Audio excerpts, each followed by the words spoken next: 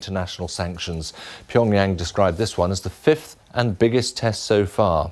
It was detected at 9:30 a.m. local time. The US Geological Survey recorded it as a 5.3 magnitude seismic event centred near North Korea's main test site in the northeast there. After speaking with the leaders of Japan and South Korea, President Barack Obama said the test would be met with serious consequences. Well, our correspondent Steve Evans is in the South Korean capital, Seoul, and he described how the news was broken in the north. There's a standard way of doing these things, and that is that an announcer appears on North Korean TV with a jubilant tone. And the announcement was that it was a standardized nuclear warhead that was exploded underground, the type that can be fitted to a ballistic missile. And it was done to, quote, protect the dignity and existence of the country. So this seems to be a bigger device than the previous four explosions. About 10 kilotons, the equivalent of 10 kilotons of TNT, which is smaller than the Hiroshima explosion, for example, but the same kind of magnitude. So it represents a development of the technology. Condemnation from outside has been vehement, from South Korea certainly, saying that North Korea was on a road to self-destruction. Prime Minister Abe of Japan too has condemned the thing strongly. As the US wakes up, there will no doubt be condemnation from President Obama and maybe a meeting of the UN Security Council. Steve Evans. Now, more than 30 people who were stuck overnight in cable cars near Mont Blanc in the French Alps are being rescued now. Technicians managed to restart the service at first daylight. Those stranded have been brought back to the bottom of the ride. 110 people initially trapped when the cable cars stopped, although more than 70 of them were later evacuated, a lot of them actually by helicopter. The US Secretary of State John Kerry and his Russian counterpart Sergei Lavrov are holding more talks in Geneva to try to secure a nationwide truce in Syria. The two men have been meeting on and off for weeks, but several sticking points remain. And police in Brazil say they'd like to speak to the president of the International Olympic Committee, Thomas Bach. It's in connection with an alleged illegal ticketing scheme. Police unearthed several emails to him from Patrick Hickey, the former head of the Irish Olympic Committee, who was arrested in Brazil. Mr. Hickey is suspected of providing hundreds of high-value Olympic tickets for sale on the black market. Those are the main stories. Stay with us, plenty more still to come.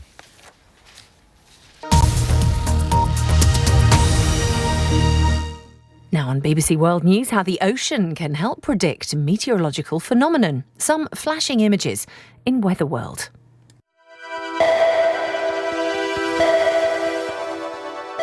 This time on Weather World, we're going out to sea about an hour in that direction on this boat to find out how they measure weather at sea and the state of the oceans and why that's so important when it comes to changes in our global climate. Also on Weather World, he needs to get out. I know he needs to get out. Narrow escapes Get out. and dramatic rescues in extreme weather.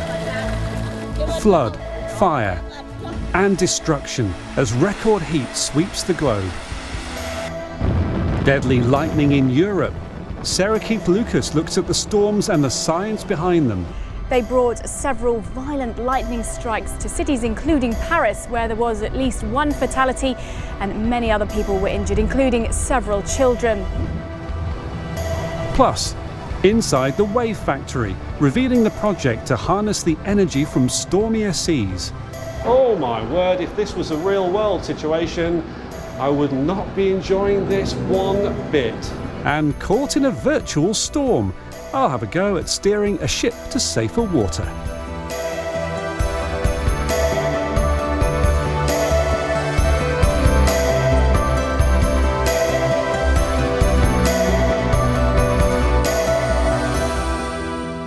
Welcome to Weather World. I'm in Plymouth on the English south coast and about to set sail into the English Channel on this research vessel, the Plymouth Quest. And our mission today is to get up close to some weather equipment permanently out at sea, taking data about the weather and the water it's floating in. Now, I have to tell you, it is unusually windy today, so it's going to be a rocky ride. I hope you're a good sailor. We're about to find out if I am. morning. We are sailing on one of two research vessels operated by the Plymouth Marine Laboratory. It's often in daily use, taking scientists out into the English Channel to take measurements from and maintain the observing equipment permanently kept at sea. It's about a 60-minute voyage to reach the nearest of that equipment, and as we leave the coast behind, the waves get bigger. We're well on the way to our destination now, but already this boat is collecting important information about the water we're going through. I've come down to the fish hold. This used to be a fishing vessel, so this is where the catch would be kept, but now we find scientific equipment inside here. Now we've got water being collected from the sea through this pipe and then pumped around here to this equipment on the wall here. Now, first of all, the water is debubbled through here. You don't want bubbles in the water that you're sampling. We also check to see how clear the water is through here, how much chlorophyll is in the water. And we've also got this, which is checking for dissolved oxygen. And then finally, how much salt is in the seawater that we're currently traveling through. So all that information is coming in, and we can find out now what it's telling us by going back upstairs. And the great thing about that equipment down there is we can actually see in real time what it's telling us about the water we're moving through at the moment as things get choppier and choppier. And John Siddon from the Met Office is with me to look at these displays. So this is what we're finding out right now from what's down below. That's right, yeah. So you can see here at the top there's the temperature of the water as we're motoring through it. Then below it is salinity. We also have oxygen and chlorophyll, which describe the chemistry and the lower trophic biology of the system. So this information, how important is it then to have this from your perspective in the Met Office? It's absolutely critical to get this sort of information for the research that we do. So we have the National Partnership for Ocean Prediction, which is a grouping that includes Plymouth Marine Laboratory and the Met Office. And the idea behind that is that we're really trying to bring together the best scientists to give a really good set of predictions for the ocean environment. And predictions about the ocean environment, John, thank you, and what's going on above sea, above land, in the air is so important when it comes to trying to predict what's happening with our climate and how it's going to change in the future. This year has been incredible so far in terms of heat globally, setting new records. He needs to get out. I know he needs to get out. So close to tragedy. He can't get out. A US TV news crew in Oklahoma rescues a man from a wildfire. Get in! Hurry up! Hurry up! Come on! Back in! Flames chase them as they just escape in Oh my time. gosh. Thank you, guys. Getting out of town just in time. This is insane. And who can forget these terrifying apocalyptic scenes from the Canadian town of Fort McMurray in May as residents flee for their lives. Animals run from the forest. There are burning embers flying through the air. And this is what the fire left behind. Some homes reduced to a mass of melted metal and concrete. In India, pre-monsoon drought hits hard, and the country records a new national record high temperature of 51 Celsius in Rajasthan in May. In Iraq, even the air conditioning salesman tried to keep cool in temperatures that here and in Kuwait soared to 54 Celsius in July. Fire, drought, heat waves, not unusual, but seen against a backdrop of record global heat so far this year. Over the past century, these are the years that have set new records. So far, 2016 is ahead of all others. Well, after an hour at sea, mission complete, we've reached our destination. The sea's been getting rougher and rougher, but we've made it and we've come to see this. This is a weather buoy, and Dr. James Fishwick from the Plymouth Marine Laboratory is with me. This is one of your weather buoys. What is it doing out there? Yeah, that's correct, Nick. This is on our L4 station. This buoy is here. It's measuring not only the meteorological parameters to do with the weather, we're also measuring oceanographic parameters on this buoy. So above water, we're looking at mainly wind speed, wind direction, air temperature, humidity. We're looking at the intensity of the sunlight as well. We're measuring the downwelling light from the sun. And then below water, we're measuring a lot of oceanographic data. So we're looking at the sea surface temperature, the salinity in the water column. We're measuring chlorophyll, which gives us an indication of how much plant life there is in the water column, which is obviously the base of the food chain. Dissolved oxygen, and the clarity of the water, the turbidity in the water. We did have a plan to actually go on there today, but it's bobbing about quite a lot. It's too rough. But you do go on there, don't you? Yes, we go on routinely for various reasons, mainly routine maintenance, check all the sensors are performing as they should, do some calibrations on the sensors. Also, with the sensors that are in the water, one of the problems we do find is that we have biofouling, we have growth on those sensors, so we need to lift that cage out the water routinely. And this isn't just a quaint British thing to have this out here. You can find something like this in every ocean in the world, can't you? That's right. I mean, with all kinds of forecasting, ocean forecasting, weather prediction, observations are key. The measurement, what's actually going on at various places. So global measurements are important to be able to validate global models and global forecasting. So yes, buoy systems like this, so you'll find them all over the world. James, it's excellent to come out and see this. And I'll tell you what, if you're taking a boat trip wherever you are, keep an eye out for one of these. Well, we're able to do something else now with this equipment, and Tim Smythe from Plymouth Marine Laboratories with me to explain first of all what this is. Okay, so this is a rosette sampler, Nick, and basically what we do is that we take the top and the bottom off these tubes, and then so that what they do is that they spring back on themselves to form a bottle, and we can trigger these at different depths. So we can take a water sample, say for example at 40 meters, we can then bring it back on deck. And then we can take the water sample from that depth to look at things like nutrients, phytoplankton, temperature and salinity, for example. So it's all about that important state of the ocean again? Absolutely. So it's understanding what the ecosystem's doing, it's understanding what the physics that govern it are going on in the water column. Let's go and see that in action, Tim. Okay, so what's happening here is that Jim, who's on the left there, he's taking the top off the bottles and setting them, and Gary, who's now on the left, who is now taking the bottom off, so that effectively what we got are empty tubes. So there it goes, go over the side, and then it's gone. When the rosette gets to a particular depth, we can fire each of those bottles, so there's 12 bottles on there at the moment. We can fire each of those bottles individually at a particular depth, and then we can take that as a water sample. It will then come back on the deck, and there are taps at the bottom of the bottles that then we fill with sample bottles, so we can take them back to the laboratory for analysis. Does it have to be quite calm to do this? Yes, it does generally, because it's quite a dangerous operation to do. So if you can imagine the waves are crashing over the ship, and if the ship's moving around quite a bit,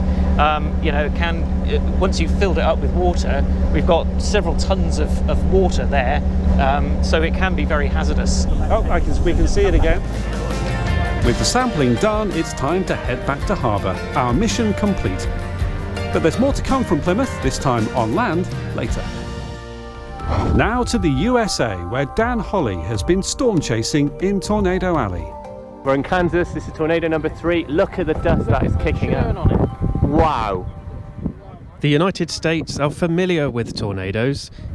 We're quite a way away, we're quite safe. But in an average year, over 1,000 twisters typically touch down across the country. And while they may be stunning to look at, they can also be destructive. I spend most of my year forecasting the weather for East Anglia, but for a few weeks each May or June, I can be found storm chasing with friends in the Great Plains of the US. A severe thunderstorm capable of producing a tornado. People chase for different reasons. Some are there for scientific investigation, to collect data in order to understand tornadoes better.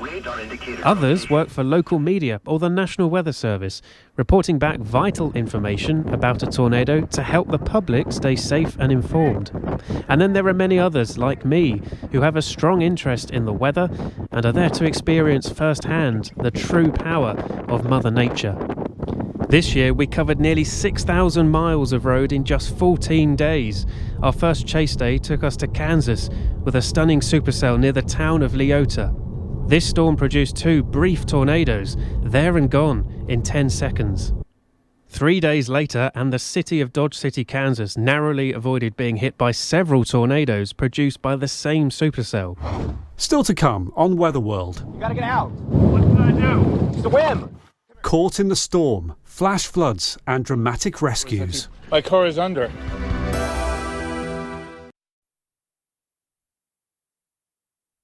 BBC World News is available wherever you travel, so you can always stay connected.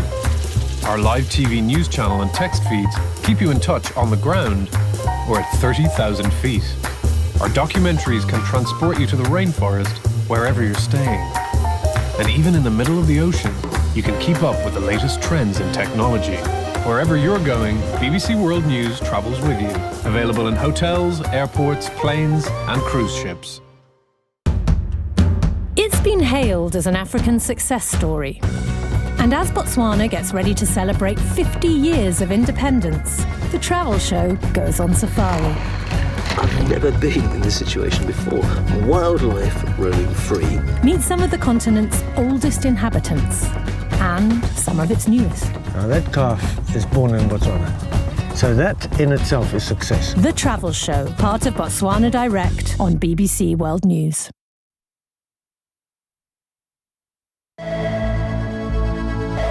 Coming up on Weather World, making waves, capturing the power of stormier seas. We are back on dry land now after our rocky ride out to that weather buoy on the Plymouth Quest, thankfully in the hands of a skipper who knew just what to do in rough weather. And to learn how to properly navigate a ship in all weathers, you don't have to start on sea necessarily, you can do it here on land, right here at Plymouth University, through here. This looks like the bridge of a ship. It is incredibly realistic, looking out to Plymouth Sound where we were on the Plymouth Quest boat, but as realistic as it looks, this is actually a navigation simulation, and operating it now is Tom Crichton. What is this and what are you doing with it? Yes, at Plymouth University we use the simulator here for the teaching and education of seafarers on the BSc Navigation Maritime Science course. We'll do everything here from very basic navigation through collision avoidance to advanced techniques such as bridge team management. And relatively calm conditions, but Indeed. this can all change the click of a mouse. Indeed, let me show you. If you take the wheel. Okay, thank you, I'll do that. Oh, and there we go. The sea is getting rougher now, there's some white tops on the waves, they're getting bigger too. And what's incredible is that you can actually, even though this is a fixed simulator, it is not moving around as you might imagine, say, if you were on a flight simulator, you do feel as if you want to sway a little bit to compensate for the movement of this. Do you ever get people feeling a little bit queasy? Oh, certainly we do. And interestingly, because there's not the physical movement to back up the perceived motion, it's quite often experienced seafarers and yachtsmen that will start to feel queasy. Really? Because the body is not getting the corresponding movement that the brain is expecting. Wow. Does it get any rougher than this? It does indeed. Let me show you. Okay. Tom, give me all you've got. Okay. Be careful what you wish for, I think, is the motto of that one. My word, this has changed. You can see huge waves now, we're rolling around. I want to steer away from this lighthouse, certainly, in front of me. I feel very lucky to be operating this, but I'm also very happy that this is a simulation and not a real world situation, because if I think, oh my word, if this was a real world situation, I would not be enjoying this one bit. And now from simulating storms at sea to their real-life impact on our coasts. Australia in June, and a storm combined with high tides batters the New South Wales coastline with 12-metre high waves, leaving some beach homes near collapse. Storms that bring intense rain inland produce effects hard to predict and with little warning. These are the scenes in the Macedonian capital Skopje in August after a flash flood that killed more than 20 people. Jubilant scenes in the Kenyan capital Nairobi in April as a baby is rescued from a building that collapsed in flooding, but 10 other people were killed. The sheer force of flash floods and landslides is hard to comprehend, but these scenes from China's Hunan province in July show the devastation they bring. This year's seasonal rains in China have been extreme, killing hundreds of people. You gotta get out. Some of the rescues and narrow escapes are caught on camera. Swim! On live television in April, this reporter pulls a man to safety in the US state of Texas. And in Maryland in August, onlookers form a human chain to rescue a woman whose car was being swept away by rising floodwater. West Virginia, Kentucky, Tennessee and Oklahoma, just some of the other states in the USA that have seen deadly flash flooding in recent months. And then this in Louisiana in August. Her story is a lucky one, pulled to safety with seconds to spare. With more than 100,000 homes affected by the flooding here, it's labelled the USA's worst natural disaster since Hurricane Sandy in 2012. The annual transformation in India, Pakistan and here in Nepal in July. From heat to flood, the monsoon brings essential rain, but flooding and lightning storms that kill thousands. Deadly lightning hit Europe too as a prelude to the floods that inundated the French capital Paris in June. Sarah Keith-Lucas has more on those storms and the science of lightning.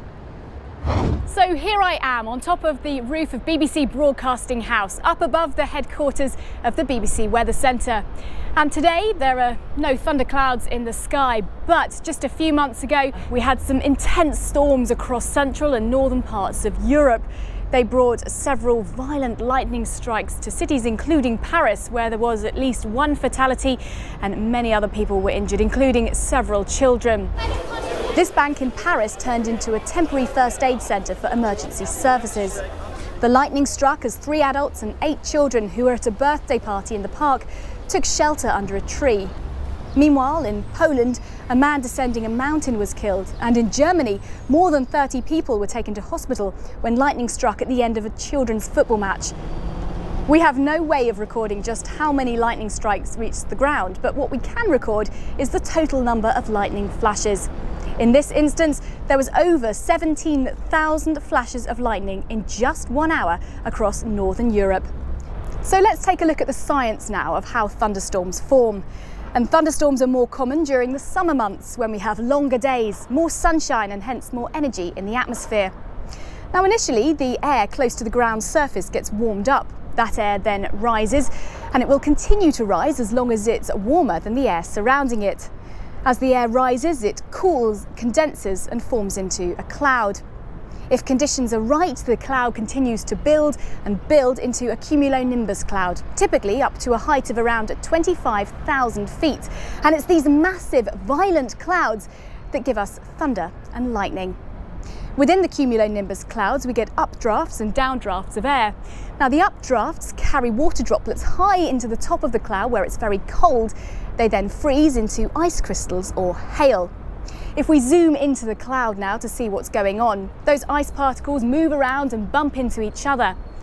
And the lighter, positively charged particles get carried to the top of the cloud, whereas the heavier, negative charge hail collects towards the base of the cloud. Now, this negative charge at the base of the cloud is attracted to the positive charge within the cloud, within nearby clouds, and with a positively charged ground surface below. When this attraction becomes great enough, they'll meet and discharge. So lightning is a huge electrical spark caused by the movement of negative charge from one place to another. As the air rapidly heats up and expands due to the lightning, that creates the accompanying rumble of thunder.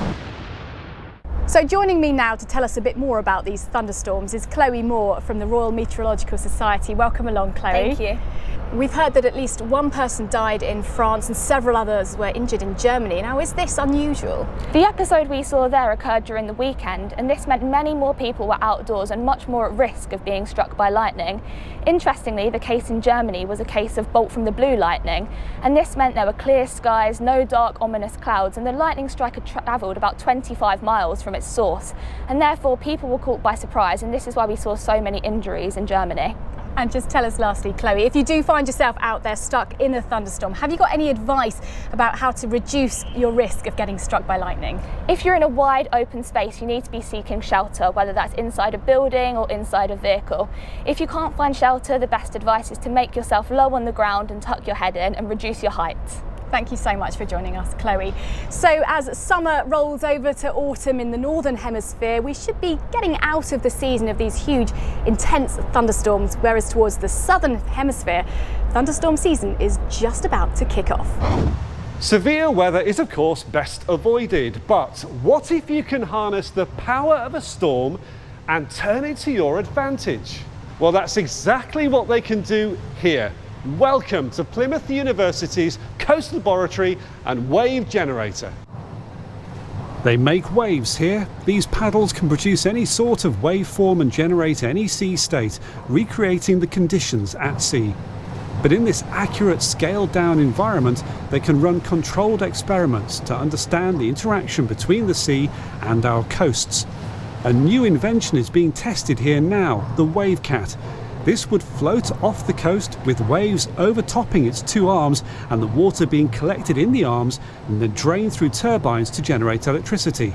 Professor Deborah Greaves is the director of the laboratory, and she says through making energy, WaveCat can also work as a coastal defence against stormy seas. We would imagine that to see this type of device in operation, there'd be a number of those arranged together. So we'd have a farm or a wave farm of wave energy devices operating together along the coastline. And by extracting the energy to generate electricity, they're of course taking energy out of the wave climate. And so to do that, it means that there's less of that wave energy interacting with the coastline. Bigger storms often is treated very negatively in discussion, but clearly what we're seeing here is something which is an opportunity. Yeah, so the opportunity in more energetic sea states and extreme storms is that there's more energy in the ocean that can be extracted. If we can design the devices to extract under those conditions, to be extracted and converted to electricity and be a new renewable energy source for us. We use this for teaching. And talking of renewable energy, they made it. Solar Impulse touches down in Abu Dhabi in July after taking off from there in March last year. The first round-the-world solar-powered flight is finally complete after a 17-stage journey covering 4 continents, 3 seas and 2 oceans. And finally, when roads become rivers, what are you going to do? Wakeboarding, obviously. One man's answer to the travel chaos caused by flooding in Moscow in August. And that's it for this time on Weather World. We'll be back in December. Until then, whether your weather's at land or at sea, keep checking the forecast.